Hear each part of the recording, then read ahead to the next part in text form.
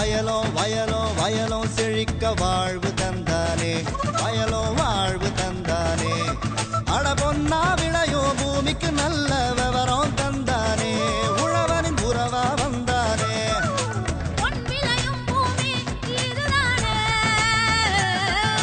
வயலோ வயலோ வயலோ செழிக்க வாழ்வு தந்தானே, வயலோ வாழ்வு தந்தானே. அட பொன்னா விளையோ பூமிக்கு நல்ல விவரம் தந்தானே, உழவனின் உறவா வந்தானே. தந்தன தந்தன தன தந்தானே, மண்வள பொங்கிட துணை வந்தானே. தந்தன தந்தன தன தந்தானே, மண்வள பொங்கிட துணை வந்தானே.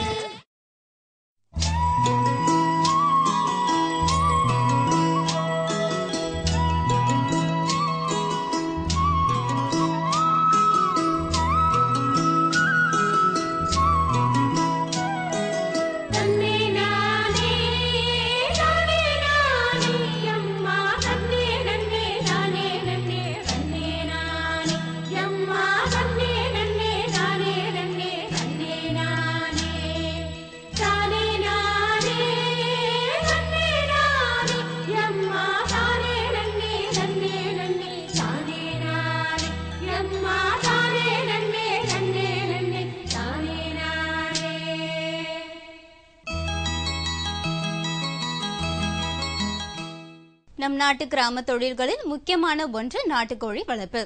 நாட்டுக்கோழிகள் நன்கு செழித்து வளர மத்திய அரசும் மாநில அரசும் வேளாண் பெருமக்களுக்கு பல உதவிகளை செய்து வருகிறது. கோடை காலமாகிய சித்திரை வைகாசி ஆகிய மாதங்களில் நாட்டுக்கோழிகள் ராணி கட்டு நோய், வெள்ளை கழிசல் நோய், அம்மை போன்ற நோய்களால் தாக்கப்படலாம். இதிலிருந்து நாட்டுக்கோழிகளை எவ்வாறு காப்பது, நோய்களை எவ்வாறு கட்டுப்படுத்துவது என்பது குறித்த பல தகவல்களை இப்போது விளக்குகிறார் திருவண்ணாமலை கால்நடை பல்கலைக்கழக பயிற்சி மற்றும் ஆராய்ச்சி மையத்தின் உதவி பேராசிரியர் டாக்டர் ஆர் துரைராஜன் அவர்கள்.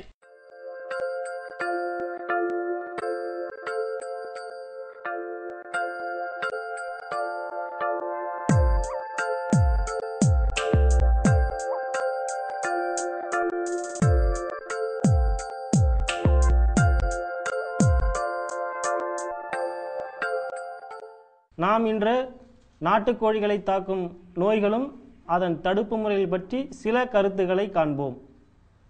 நாட்டுக்கோழி வளர்ப்பானது நமது நாட்டில் முக்கியமாக கிராமப்புறங்களில் ஒரு முக்கிய தொழிலாக தொன்று தொட்டு வருகிறது. மேலும் இது ஒரு மிக முக்கிய அங்கமாக திகழ்ந்து வருகிறது. சிறு குடும்பங்களுக்கு அவ்வப்போது தேவைப்படும் பண தேவைகளையும் நாட்டுக்கோழி வளர்ப்பானது செய்து வருகிறது.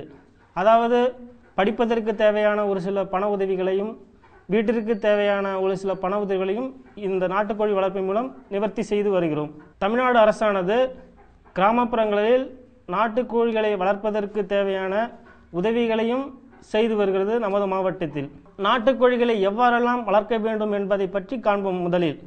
முதலாவதாக கூண்டு முறையிலும் ஆழ்கூள முறையிலும் மேலும் புறக்கடையிலும் நம்ம நாட்டுக்கோழிகளை வளர்க்கலாம். இப்போ ராணிக்கேட்டு நோய் எல்லா கோழிகளையும் தாக்குது. அதில் ராணிக்கேட்டு நோய், அம்மை நோய் ஒரு மிக முக்கிய அங்கம் வகிக்கிறது. அதுவும் முக்கியமாக பார்த்திங்கன்னா இந்த வெயில் காலங்களில் அதிகமாக வரும். அதுலேயும் இந்த ராணிக்கேட்டு நோய் பார்த்திங்கன்னா, அதாவது வெள்ளை கழிச்சல் நோயின்னு சொல்லுவாங்க.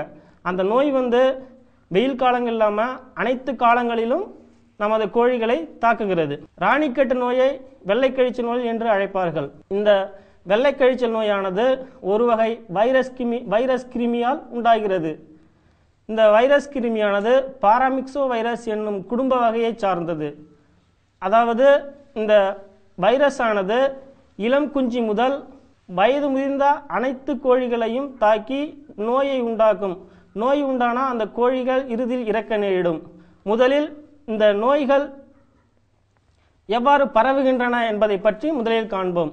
அதாவது நோயுள்ள பகுதியில் இந்த நோய் தண்ணி மூலமாகவும் உட்கொள்ளும் தீவனம் மூலமாகவும் மேலும் காற்று மூலமாகவும் பரவக்கூடிய இயல்புடையது.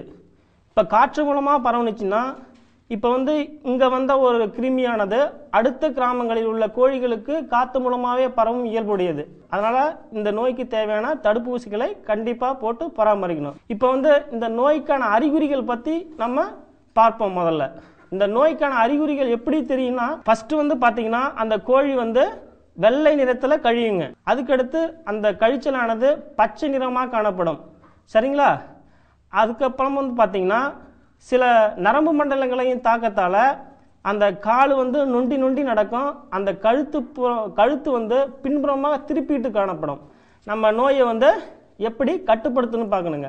அதில் வந்து பார்த்தீங்கன்னா கட்டுப்படுத்த முறைகளில் வந்து மிக முக்கியமான பங்கு வகிக்கிறது இந்த ராணிக்கெட்டு நோய்க்கான தடுப்பூசிங்க. இந்த தடுப்பூசி பார்த்திங்கன்னாங்க நம்ம வந்து 3 முறையாக போடணுங்க நாட்டுக்கோழிகளுக்கு. அதாவது முதல்ல 7வது நாள் போடணும், அதுக்கடுத்து 28வது நாள் போடணும், அதுக்கப்புறம் 56வது நாள் ஒரு ஊசி போடணுங்க. இந்த 7வது நாள் போடுறப்ப வந்து நம்ம பயன்படுத்தக்கூடிய அந்த தடுப்பூசி வகையானது RDVFன்னு சொல்லுவாங்க. அந்த தடுப்பூசியை அந்த கோழி குஞ்சுகளின் கண்ணில் வந்து 2 சொட்டு போடணுங்க. அதுக்கப்புறம் வந்து பார்த்தீங்கன்னா 28வது நாள் பயன்படுத்தக்கூடிய தடுப்பூசி வந்து பார்த்தீங்கன்னா லசோட்டா வகையை சார்ந்தது. இந்த தடுப்பூசியை வந்து நம்ம வந்து தண்ணியில் கலந்து வச்சிட்டோன்னா அந்த கோழி வந்து குடிச்சிட்டு அதுக்கு தேவையான நோய் எதிர்ப்பு சக்தியை உண்டாக்குங்க. அதுக்கப்புறம் வந்து பார்த்தீங்கன்னா 56வது நாள், அந்த 56வது நாள் போடக்கூடிய தடுப்பூசி வந்து RDVK அல்லது R2B என்ற தடுப்பூசி வகையை சார்ந்ததுங்க. இந்த மாதிரி 3 கட்டங்களாக நாட்டுக்கோழிகளுக்கு தடுப்பூசி போட்டிங்கன்னா எந்த நோயும் அந்த ராணிக்கெட் நோய் வந்து கண்டிப்பாக வராதுங்க. அதுலேயும் முக்கியமாக பார்த்தீங்கன்னா நம்ம தமிழ்நாடு கால்நடை மருத்துவ பல்கலைக்கழகம் வந்து குருணை வடிவ தடுப்பூசியை வந்து தயாரித்து இன்னைக்கு வந்து மக்கள் எளிதில் உபயோகப்படுத்தக்கூடிய அளவுக்கு ஒரு முன்னேற்றம் கண்டிருக்குங்க. அந்த தடுப்பூசியில் வந்து பார்த்தீங்கன்னா மொத்தம் 25 கோழிகளுக்கு தேவையான மருந்துகள் வந்து இருக்குதுங்க. அதை எப்படி பயன்படுத்தணும்னு பார்த்தீங்கன்னா நம்ம வந்து பயன்படுத்துறதுக்கு முன்னாடி அந்த முதல் நாள் இரவு வந்து கோழிகளுக்கு நம்ம வந்து தீவனம் எதுவும் கொடுக்கக்கூடாதுங்க.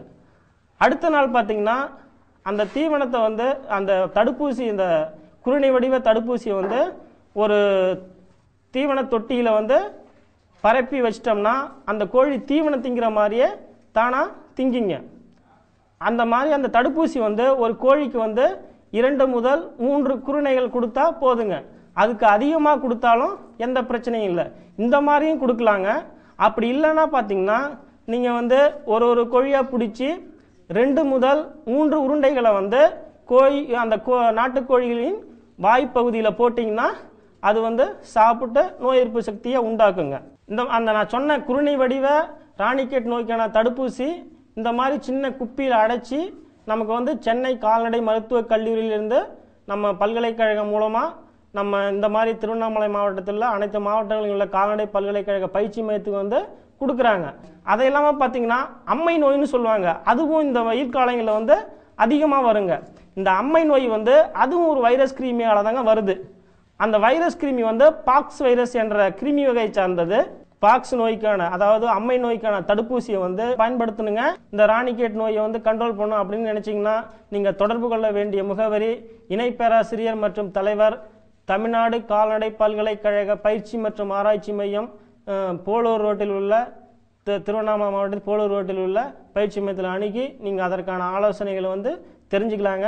நீங்கள் தொடர்பு கொள்ள வேண்டிய தொலைபேசி எண் 0417253077.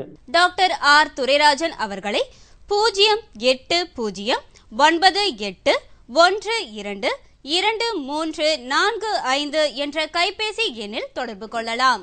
மீண்டும் நாளைய பொன் விளையும் பூமி நிகழ்ச்சியில் பல புதிய தகவல்களோடு சந்திப்போம். நன்றி, வணக்கம்.